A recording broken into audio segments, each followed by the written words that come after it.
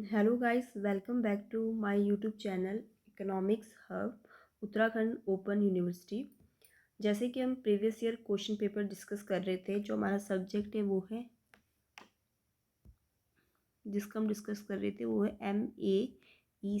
Five MAEC 503। इसका हम discussion कर रहे थे, तो इसका मैं आपको चैप्टर फर्स्ट करा चुकी हूँ। उसी के हम प्रीवियस ईयर क्वेश्चन पेपर देख रहे थे कि कौन कौन मतलब इस चैप्टर से कौन कौन से क्वेश्चन आए हैं। तो एक क्वेश्चन आपका जून 2023 में जो पूछा गया है, क्वेश्चन है explain in detail why the study of Indian economy is important in Indian economic analysis. कि अगर हम आर्थिक विश्लेषण कर रहे हैं इंडिया का, तो उसमें इंडियन इकोनॉमी को पढ़ना क्यों ज़रूरी है। तो उससे जानने से पहले हम थोड़ा जान लेते हैं कि आपका जो इकोनॉमिक एनालिसिस होता है वो क्या होता है। तो इकोनॉमिक एनालिसिस गवर्नमेंट के द्वारा भी किया जा सकता है, बिजनेसमैन भी कर सकता है, कोई भी इंडिविजुअल भी कर सकता है। ये सिस्टमेटिकली स्टडी करता है कि किस तरीके से रिसोर्सेज एलोकेटेड है, कैसे हमारा मार्केट फंक्शन करता है, कैसे हमारी पॉलिसीज काम कर रही है। अगर सरकार इकोनॉमिक एनालिसिस कर रही है और उसमें इंडियन इकोनॉमी को नहीं पढ़ेगी, तो उसको कैसे पता चलेगा कि भाई जो हमने पॉलिसीज़ बना रखी है या जो भी हम मतलब ग्रोथ के लिए चीज़ें कर रहे हैं या गवर्नमेंट इनिशिएटिव्स ले रही है वो कितनी सक्सेसफुल है। तो ये सब जानने के लिए ही इकोनॉमिक एनालिसिस में इंडियन इकोनॉमी को भी पढ़ा जाता है। तो अब एक एक करके सारे पॉइंट समझ लेते हैं। इंडियन इकोनॉमी को पढ़ना इसलिए भी ज़रूरी है ताकि पता चल सके कि हमारा इकोनॉमिक स्ट्रक्चर कैसा है, हमारा ग्रोथ पैटर्न क्या है, क्या हमारे पास चैलेंजेस है, किस तरीके से पॉलिसी काम कर रही है। वैसे भी इंडिया की जो इकोनॉमी है वो one of the fastest growing economies है और इसके बहुत सारे डाइवर्स सेक्टर है। यहाँ पर एग्रीकल्चर भी है, इंडस्ट्री भी है, सर्विस भी है। जब अगर हम अपनी इंडियन इकोनॉमी को पढ़ेंगे तभी तो हमें पता चलेगा। अगर एनालिसिस में हम जब करते हैं इंडियन इकोनॉमी को भी पढ़ेंगे तो हमें पता चलेगा कि कौन कौन से हमारे डिफरेंट सेक्टर है, किस तरीके से वो जीडीपी में कंट्रीब्यूट कर रहे हैं, जो हमारे पास चैलेंजेस है, पॉवर्टी, अनएम्प्लॉयमेंट, इसके लिए जो गवर्नमेंट इनिशिएटिव ले रही है वो कितने सक्सेसफुल हुए हैं। इन सबको जानने के लिए हम इकोनॉमिक एनालिसिस में इंडियन इकोनॉमी को भी पढ़ते हैं। पहला पॉइंट है understanding economic structure and growth. जैसे कि मैंने आपको पहले ही बताया कि India one of the fastest growing economy में आती है। तो जब इकोनॉमिक एनालिसिस में इंडियन इकोनॉमी को पढ़ा जाएगा तो पता चलेगा कि हमारा क्या क्या स्ट्रक्चर है। इससे हम इजीली अपने जीडीपी के ट्रेंड को एसेस कर सकते हैं। ये जान सकते हैं कि कौन सा सेक्टर कितना कंट्रीब्यूट कर रहा है जीडीपी में, प्राइमरी, सेकेंडरी, टर्शरी। हाईएस्ट जो भी कंट्रीब्यूट कर रहा है वो आपका सर्विस सेक्टर कर रहा है, जो अराउंड आपका 50 से 55% हो रहा है। रिसेंट जो फिजिकल ईयर है आपका 2023-24 के अकॉर्डिंग ये डेटा है। अगर हम इंडिपेंडेंस के टाइम की बात करें, जो हमने शुरू में भी पढ़ा था प्रीवियस वीडियो में, उस समय आपका प्राइमरी सेक्टर सबसे ज़्यादा कंट्रीब्यूट करता था, बट अब सर्विस सेक्टर करता है। प्राइमरी सेक्टर थर्ड नंबर पे आ गया है। इससे हम ये भी जान सकेंगे कि हमें किस तरीके से अपने जो हॉर्स सेक्टर है उनमें सॉरी तो इसमें हम जान सकेंगे कि किस तरीके से जो हमारे हॉट सेक्टर है, चाहे हम अपने manufacturing, industry sector, service sector, वो कैसे कंट्रीब्यूट कर रहे, एग्रीकल्चर कैसे कंट्रीब्यूट कर रहा, इंडियन इकोनॉमी के बारे में जान सकेंगे। सेकंड हमारा जो पॉइंट है वो है policy formulation and impact assessment. ठीक है, गवर्नमेंट इतनी सारी पॉलिसीज़ बनाती है, चाहे वो फिस्कल पॉलिसीज़ बनाती है, मॉनेटरी पॉलिसीज़ बना रही है, वेलफेयर प्रोग्राम बना रही है।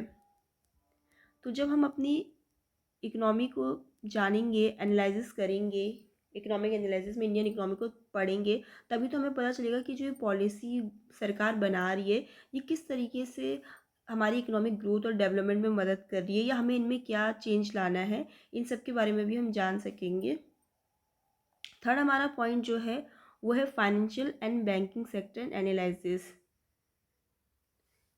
इससे हम अपने जान सकेंगे आरबीआई की पॉलिसीज़, बैंक रिफॉर्म्स को जान सकेंगे, स्टॉक मार्केट, इन्वेस्टमेंट ट्रेंड्स के बारे में जान सकेंगे। फोर्थ हमारा जो पॉइंट है वो है agriculture and rural economic analysis. Agriculture आज भी हमारा एक इम्पॉर्टेंट सेक्टर है, इसमें आज भी हमारी 40% तक पॉपुलेशन काम कर रही है, भले ही इसका जीडीपी में कंट्रीब्यूशन 15 से 20% है। तो इकोनॉमिक एनालिसिस में जब इंडियन इकोनॉमी को हम पढ़ेंगे तो हम जान सकेंगे कि भी हमारा एग्रीकल्चर सेक्टर किस तरीके से काम कर रहे हैं। गवर्नमेंट ने इसके लिए बहुत सारी इनिशिएटिव्स भी लिए गए, जैसे पीएम किसान, एमएसपी पॉलिसी, ताकि फार्मर्स की इनकम बढ़ सके। रूरल डेवलपमेंट के लिए भी बहुत कुछ किया गया ताकि वहाँ के लोगों को अच्छी एम्प्लॉयमेंट अपॉर्चुनिटीज़ मिल सके, इरिगेशन फैसिलिटी, रूरल क्रेडिट, ये सब कुछ किया गया।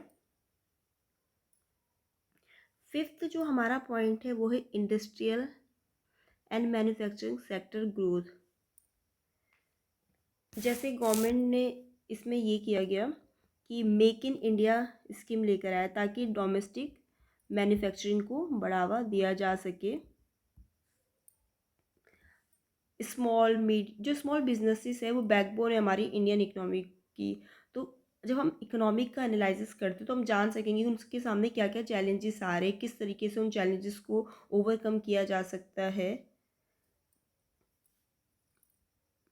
सिक्स्थ हमारा पॉइंट है employment and labour market analysis. जैसे पहले हमारी जो कंट्री इंडिया थी उसमें हम लेबर इंटेंसिव टेक्निक्स का यूज़ करते थे, बट जब टेक्नोलॉजी आई उसने कहीं ना कहीं इस टेक्निक को, लेबर इंटेंसिव टेक्निक को हटा के लोगों से नौकरियां भी तो छीनी। जैसे टेक्नोलॉजी वगैरह आई, टेक्नोलॉजी कहीं ना कहीं अफेक्ट किया है डिफरेंट जॉब सेक्टर को। जो गवर्नमेंट की पॉलिसी है स्किल इंडिया, स्टार्टअप इंडिया, उनका एम यही है कि कैसे हम बूस्ट कर सके जॉब क्रिएशन को। जो हमारा इसमें सेवन्थ पॉइंट है वो है trade, globalisation and foreign exchange. Trade, globalisation, foreign exchange, जब एलपीजी हमारी जो पॉलिसी आई थी लिबराइजेशन, प्राइवेटाइजेशन, ग्लोबलाइजेशन की 1991 में, उसका मेन एम यही था कि जो इतने रेस्ट्रिक्शंस है लाइसेंस वगैरह में उनको कम किया जाए, उनको कम कर किया जाए। गवर्नमेंट सेक्टर के रोल के साथ साथ प्राइवेट सेक्टर के रोल को भी बढ़ाया जाए, ग्लोबलाइजेशन किया जाए। तो उससे यही तो फ़ायदा हुआ कि हमारी कंट्री इंडिया में फॉरेन डायरेक्ट इन्वेस्टमेंट बढ़ा।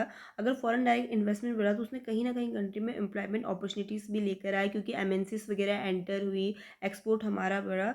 तो हम जब अपनी इकोनॉमी का एनालिसिस करेंगे और उसमें इंडियन इकोनॉमी को भी पढ़ेंगे तो हमें पता चलेगा कि किस तरीके से जो फॉरेन डायरेक्ट इन्वेस्टमेंट है, ग्लोबलाइजेशन है, वो किस तरीके से हेल्प कर रहा है हमें।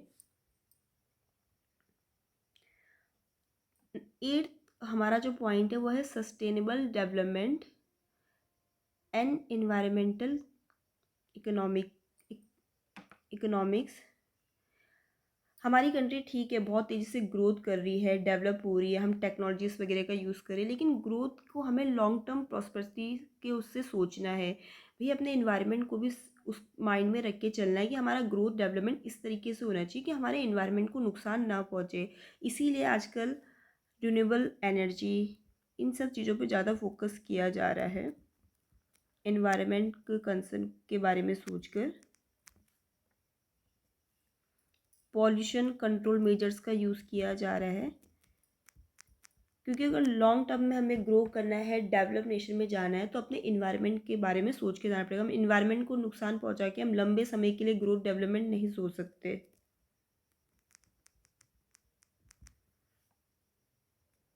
नाइन्थ हमारा पॉइंट है कंपैरेटिव इकोनॉमिक स्टडी। ठीक है, हम जब अपना इकोनॉमिक एनालिसिस कर रहे हो उसमें इंडियन इकोनॉमी को भी पढ़ेंगे तो हम अपने उसको और कंट्री जो डेवलप नेशन है उनके साथ कंपेयर कर सकते हो, जान सकते हैं कि हम ग्लोबल मार्केट में हमारी क्या पोजीशन है और किस तरीके से, अगर वो डेवलप नेशन कौन सी ऐसी पॉलिसीज़ को अपना के इतना आगे बढ़ रही है, कौन से ऐसे इनिशिएटिव्स को लेकर। ठीक है, तो कंपेरिजन में भी हमें हेल्प करता है इकोनॉमिक एनालिसिस। टेंथ हमारा पॉइंट है सोशल एंड इकोनॉमिक इनइक्वालिटी। जो हमारी इकोनॉमिक इनइक्वालिटी कहीं ना कहीं हमारी सोशल स्टेबिलिटी वगैरह को इम्पैक्ट करता है। तो इससे हम जान सकेंगे कि किस तरीके से, मतलब क्या रीज़न है कि ये इनइक्वालिटीज़ आ रही है। ये जो हम इतनी सारी इनिशिएटिव्स पॉलिसी ले बना रहे हैं वो किस हद तक इन इनइक्वालिटीज़ को दूर कर रही है, चाहे सामाजिक या इकोनॉमिक लेवल पे। ठीक है। हमें देखो हमारी कंट्री इंडिया में हमें हर जगह इनइक्वालिटी देखने को मिल जाती है। कास्ट को लेकर हो गया, चाहे रिलीजन को हो गया, रिलीजन के बेस्ड ऑन पे मिल जाती है, इवन जेंडर के बेस्ड ऑन पे। इतना सारा डेवलप होने के बाद भी आज भी मतलब भेदभाव हमें देखने को मिलता है भी, कास्ट के बेस्ड ऑन, रिलीजन के बेस्ड ऑन, जेंडर के बेस्ड ऑन। गवर्नमेंट ने इसके लिए बहुत सारी इनिशिएटिव्स लिए, पॉलिसीज़ बनाई, लेकिन फिर भी ऐसा तो नहीं है ना कि चीज़ें ख़त्म हो गई है। तो इन चीज़ों को जब हम एनालिसिस करेंगे हमें तब पता चलेगा कि भी कितने हद तक हमने जो पॉलिसीज़ बना रही है, और गवर्नमेंट जो इनिशिएटिव्स ले रही है, किस हद तक वो सक्सेसफुल हुई है। इवन हमें रीजनल डिस्पैरिटीज़ भी देखने को मिलती है कि भाई कोई कोई रीज़न इतने डेवलप है, कोई कोई रीज़न बिल्कुल भी डेवलप नहीं है। तो जब गवर्नमेंट इस तरीके से इस चीज़ को भी एनालिसिस करेगी, तो इस तरीके से ऐसी पॉलिसीज़ बना सकती है कि जो प्रमोट करे इक्वालिटी को। इस तरीके से गवर्नमेंट अपने ग्रोथ पैटर्न को रखे कि भी अर्बन एरिया के साथ साथ रूरल एरिया का भी डेवलपमेंट, और हम इस इनइक्वालिटी को ख़त्म कर सकें, कम कर सकें। तो जो हमारे इसमें हमने ये देखा कि किस तरीके से इकोनॉमिक एनालिसिस में इंडियन इकोनॉमी के बारे में हमें पढ़ रहे हैं तो क्यों ज़रूरी है। तो हमने जाना कि उससे हम अपने इकोनॉमिक स्ट्रक्चर ग्रोथ को जान सकेंगे। हम जान सकेंगे कि जो हम पॉलिसी बना रहे हैं वो कितनी सक्सेसफुल है, हमें उनमें क्या चेंज करना है। अपने फाइनेंशियल बैंकिंग सेक्टर के बारे में जान सकेंगे कि भी एग्रीकल्चर रूरल इकोनॉमी किस तरीके से काम कर रही है, कितना उसमें क्या चैलेंजेस है।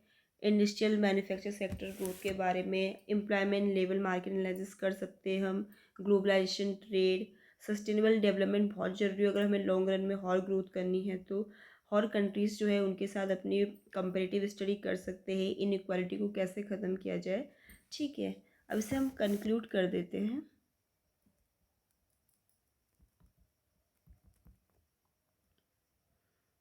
तो इतना कुछ जानने के बाद हमें ये पता चलता है कि जो हमें स्टडी है इंडियन इकोनॉमी की, वो एसेंशियल है इन सब चीज़ों को जानने के लिए कि अलग अलग सेक्टर किस तरीके से ग्रोथ में कंट्रीब्यूट कर रहे हैं, स्टेबिलिटी में, सोशल डेवलपमेंट में। तो इस तरीके से वो गवर्नमेंट को पॉलिसी बनाने में हेल्प करता है ताकि एक सस्टेनेबल और इंक्लूसिव ग्रोथ हो सके।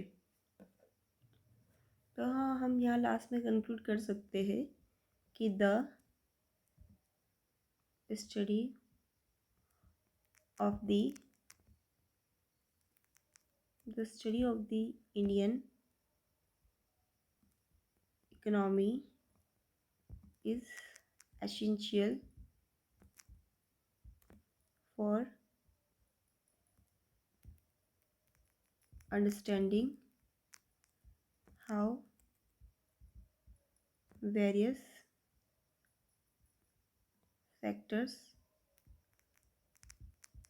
contribute to growth. It helps government,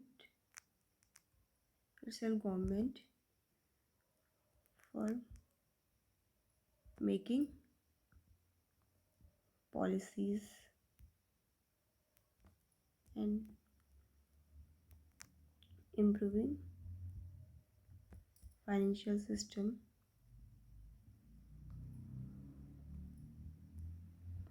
तो ठीक है, जब इकोनॉमिक एनालिसिस में इंडियन इकोनॉमी को भी स्टडी करेंगे तो जानेंगे कि भी हमारी इकोनॉमी का क्या स्ट्रक्चर है। मैंने बताया जैसे कि हमारी जो इंडियन इकोनॉमी है वो डाइवर्स इकोनॉमी है। इसमें ऐसा नहीं कि कोई एक ही सेक्टर है। हमारी डाइवर्स इकोनॉमी में भी आपको प्राइमरी सेक्टर भी मिलेगा देखने को, सेकेंडरी सेक्टर भी मिलेगा, आपका सर्विस सेक्टर भी देखने को मिलेगा। प्राइमरी सेक्टर की अगर हम बात कर रहे हैं तो उसमें एग्रीकल्चर उससे रिलेटेड एक्टिविटीज़ आ जाती है। सेकेंडरी की अगर बात करें तो मैन्युफैक्चरिंग और इंडस्ट्री से रिलेटेड आ जाती है। सर्विस सेक्टर की अगर बात करें तो इसमें आपकी बैंकिंग, इंश्योरेंस, ट्रांसपोर्टेशन, कम्युनिकेशन की सर्विसेज सारी आ जाती है, जो बाकी दो सेक्टर अच्छे से काम करें उसमें हेल्प करती है। तो जब हम अपनी इकोनॉमिक एनालिसिस में इंडियन इकोनॉमी को भी पढ़ेंगे तो हम जान सकेंगे कि भी हमारी इकोनॉमी में कौन कौन से सेक्टर किस तरीके से कंट्रीब्यूट कर रहे हैं जीडीपी में, जो गवर्नमेंट को हेल्प करेगा जानने में कि भी हमें कौन सी पॉलिसीज़ बनानी है, किस तरीके से अपने फाइनेंशियल सिस्टम को इम्प्रूव करना है ताकि हमारी जो एक अच्छी ग्रोथ हो सके, सस्टेनेबल और इंक्लूसिव ग्रोथ हो सके। मतलब कि हम हर एक सेक्टर के कंट्रीब्यूशन से हम जान सकेंगे जीडीपी ट्रेंड्स के बारे में, एम्प्लॉयमेंट, इन्फ्लेशन, इन सब के बारे में। ताकि एक अच्छी ग्रोथ हो सके हमारी इकोनॉमी की। आज की वीडियो में इतना ही। Thank you. कल से हम एक नेक्स्ट चैप्टर स्टार्ट करेंगे।